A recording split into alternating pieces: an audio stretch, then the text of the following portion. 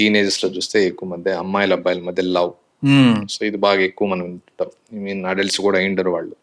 So ఇలాంటి cases వచ్చినప్పుడు parents ఎలా స్పందించాలి? అసలు కొంతమంది మేబీ అగ్రెసివ్గా ఉంటారు, ఇంకోటి ఎలా స్పందిస్తే బాగుంటుంది? సార్, లవ్ అనేది ఇట్స్ ఎమోషన్ సార్.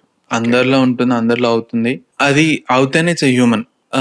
బట్ ఇప్పుడు ఒక టీనేజర్ లో అయినప్పుడు సెల్ఫిష్ లవ్ అనేది ఎక్కువ ఉంటుంది సార్. అంటే నేను లవ్ చేస్తున్నాను, తను కూడా లవ్ చేయాలి. ఎట్టి పరిస్థితిలో నేను చేస్తున్నాను, తను కూడా చేయాలి. బట్ లవ్ అనేది is more not selfish, unconditional ఉండాలి. మనం చేయాలి, అటు సైడ్ రెసిప్రోకేట్ అవుతారు, లేకపోతే లేదు.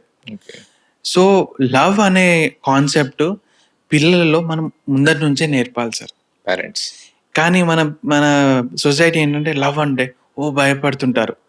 లవ్ గురించి మాట్లాడాలంటే వెనకబడుతుంటారు. మేబీ మూవీస్ కారణమో తెలియదు, ఎందుకంటే డిఫరెంట్గా చూపిస్తుంటారు. కానీ లవ్ అనేది ప్యూర్ ఇమోషన్. ఇమోషన్ మనం ఎర్లీ లైఫ్లోనే మనం ఒక అబ్బాయి కానీ ఒక అమ్మాయి కానీ చెప్పాలి, సంథింగ్ కాల్ లవ్. ఇలా అవుతుంది, you might feel attracted to somebody, but that is not love, that is attraction.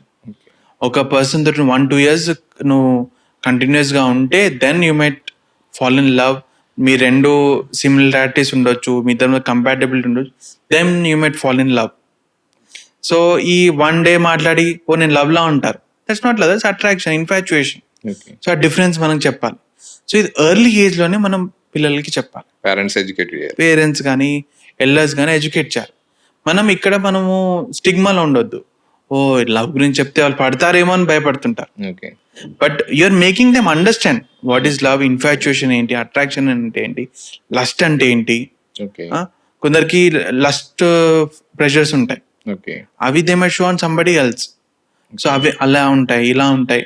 అవి మనం క్లియర్గా ఎక్స్ప్లెయిన్ చేస్తే, make them understand, then we can definitely stop.